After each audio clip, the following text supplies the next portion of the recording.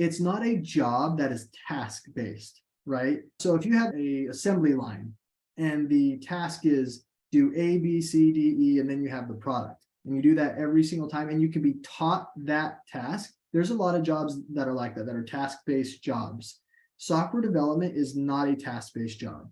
So if you come into it expecting to be taught how to do something, and then to be able to wash, rinse, and repeat, it's not like that. Software development is learning a language that can then be applied to solve business problems. So it's critical thinking every single time. Everything you're doing is new.